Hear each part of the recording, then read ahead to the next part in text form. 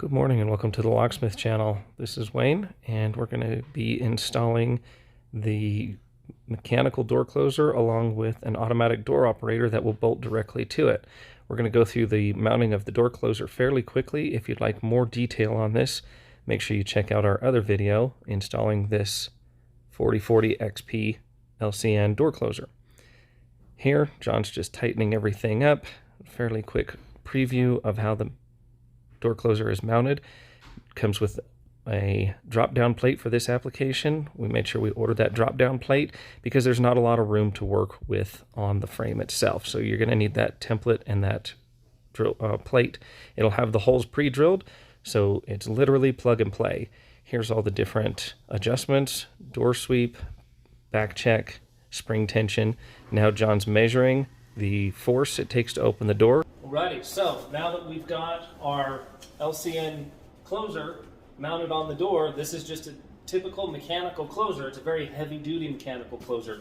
The beauty of this closer is that you can buy this kit from LCN and we can actually make this, turn this into an operating door or an automatic door just by having this kit here. You can buy these parts separately. You can buy the closer individually and then upgrade it with the operator here, or John has the complete kit that has the closer and the operator all in one package here.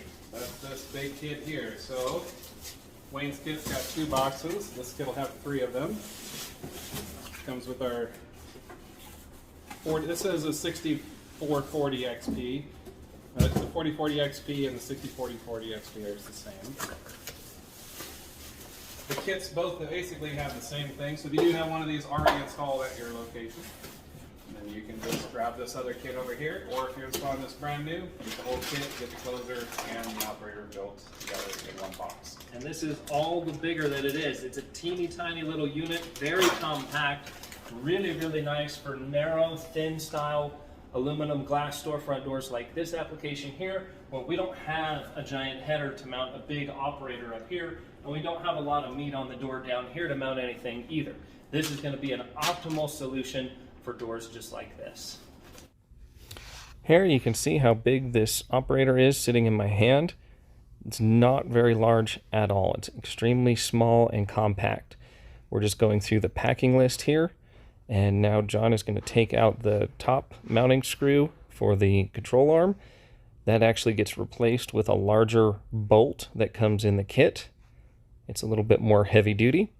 We're showing how the operator actually attaches to the mechanical door operator and that there's no gap in between that plate and the operator itself.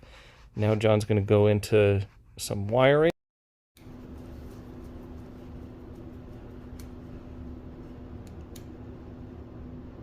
Alright, now our green wire for our normally open is going to go into number 5 for actuate. Now again, if we were hooking up like access control or something in there, we could also use the actuate. Okay, our next piece that we're going to hook up is going to be our fire bypass wire, or our little jumper here. So notice how long these are. So if we insert it in, that is too long. That is an example of too long. So we're going to trim these down a bit.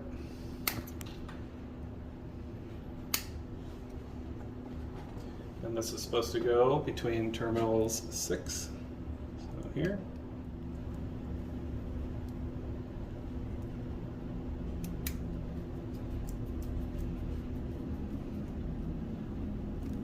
And terminal 9 right over here. You could trim this down even further, make a tighter jump. We're gonna just leave what the manufacturer gave us. In small letters here it says place BW pin 6 and 9, between pins 6 and 9. So even on this little tag here, it tells you where this jumper goes. All right, next we're going to wire in our motor enable switch. So these wires that came down from this little switch up here, well, there's only one place we can put them, between pins 8 and 7. So again, make sure our wires aren't too long. Goes right on in there, makes that little wire vanish. That's excellent. Make sure our strands are good now.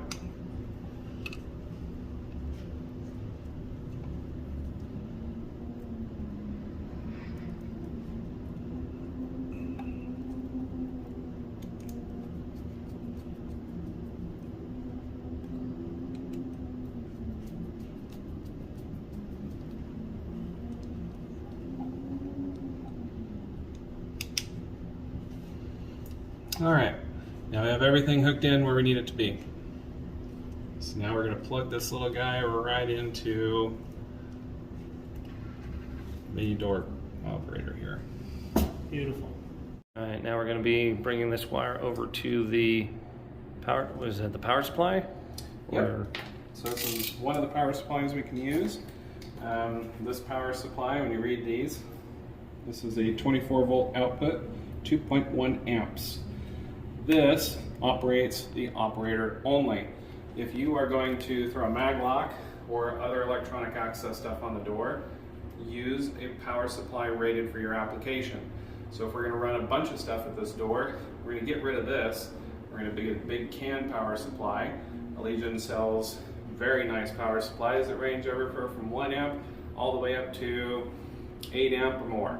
So you want to make sure you have the correct number of amperage. Obviously, this is going to be a 2.1 is what this supply is rated for. We're going to check with our device. We're going to add that piece in there. So if you have a mag lock that operates at 1 amp at 24 volts and this device over here that runs at 2.1, you're going to want a 4 amp power supply. Major in some loss and a few other things. Use this power supply here for this application today.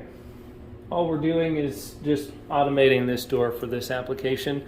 We just want to give you the information. If you're planning a full-blown electronic access project, this will integrate into it, but you need to know and plan ahead of time so that you have the proper amount of power and voltage to it. You would also say that it would not be a good idea to have this powered by this power transformer and then have electronic access powered by a different one and try and wire them together, right? They need to all have their own, or which way would you go with that? You can have their own set up on there. It's not a problem. So you could power the operator with this one here and then another one for the mag lock.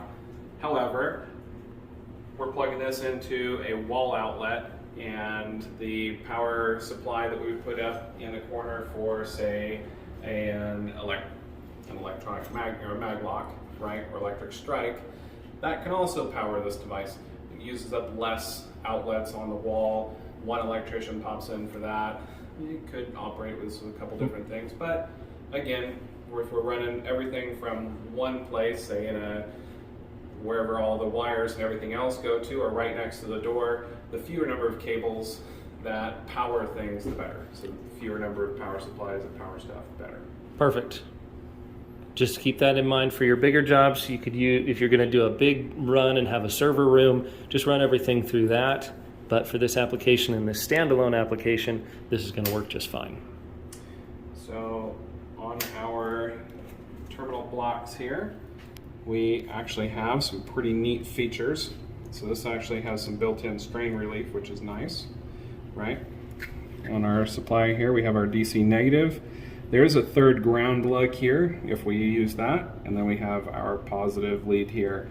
The instructions actually don't show us using this power lug or this ground lug here, so we're not going to worry about it. And they only gave us red and black, 2 wires from the kit that came from the manufacturer. These little guys here.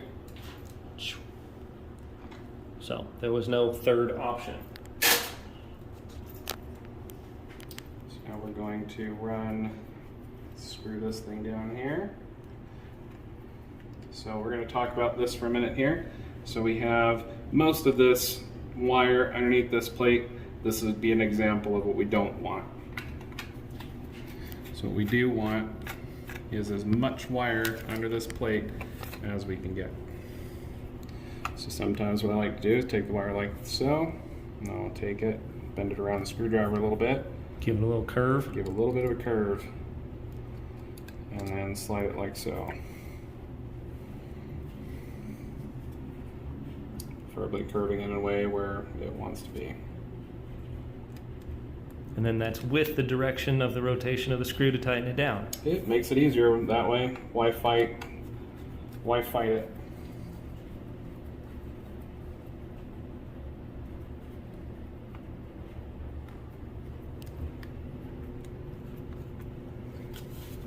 Okay.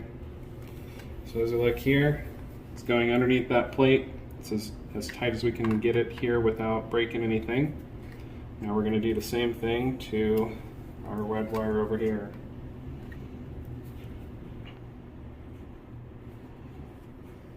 Give it that little bit of a bend. You can also remove these too if it's helpful. Wrap around your wire, or wrap your wire around it rather, and then put it all back together.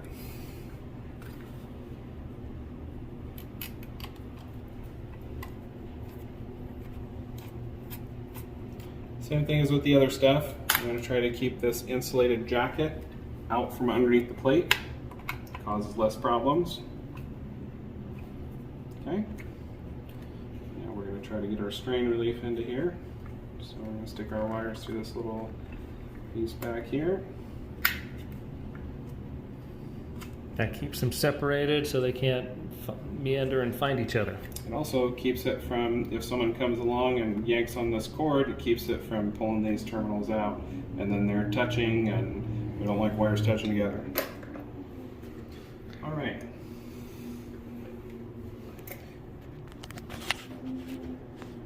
We plug it into the wall. There's the screw here. We can pull out the wall plate screw and bolt it into the wall if we need to. Cool. Oh. All right. Next piece on the instructions, we're going to take off this little black cover. And we have some different buttons and lights and things like that. If we just look right up here.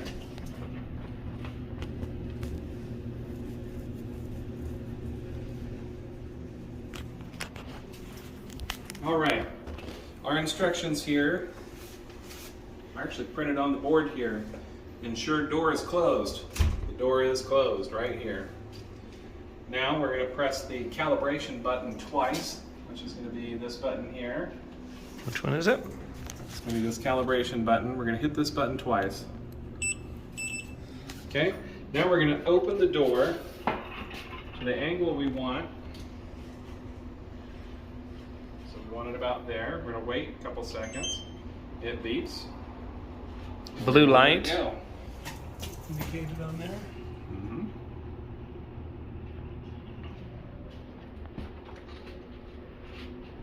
Okay. All right. We can set our door opening speed. There are 5 available speeds. There's low, medium, medium, high, and high. So we have 5 different opening speeds for this device. And then next. So on our button here, we're just going to pull this down. Gives us a red blinky light. Tells us the battery's engaged. Up here on the device, we have a couple options. We can read this in with a delay, and we have our little potentiometer here. We can turn that, and it gives us from a 1 to 30 second delay. So when you hit our button, it can sit here and time out to 30 seconds before it kicks the door open. We don't want that. We want no delay. So we're going to hold this no delay button. Our light's going to come on indicating that we're ready for programming. We're going to hit our button here. Once that's done, little light goes out. Now we're going to hit our button again. So this indicates we haven't turned on our power supply to the running position. That beep tells us we did. Hit our button again. It's going to open the door. Look at that. Beautiful. Comes open to the position we want it. It's going to hold open for a given amount of time. It's going to come closed.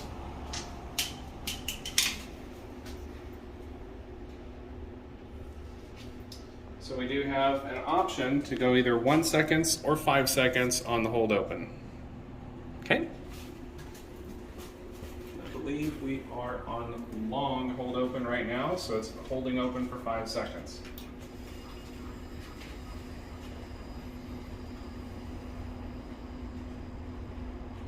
One, 2, 3, 4, 5. And then all of the other controls that we went through with the closing of the door and the speed of the closing of the door and the pressure, the pound force amount needed to push the door open, we went through all that and calibrated the closer properly before, so that we already know that this door is very controlled both in the open with the back check. The wind's not going to catch it and whip it out of somebody's hands and pull this off of the door. It's going to be very controlled. It's going to come closed within the parameters that it's supposed to. It takes about 7 seconds, About 7 seconds to close. All of your closing stuff is pulled through your door closer. The operator simply opens the door. Yes, absolutely. All right, awesome. Now we're going to throw our cover on here and be done with the project. All right, John's just throwing the cover up on there. You get that one wire that antenna hanging out. Yeah, I'll get that here. And again, we'll get some surface mount to bring the wire, or we can bring it up to the ceiling or bring it to the wall. However, we'll probably just surface mount it over to our outlet. Other than that, this is a completed installation. For more information, scan the QR code and check out Locksmith channel along with lockreference.com and wayneslockshop.com for more how-to videos. Thanks for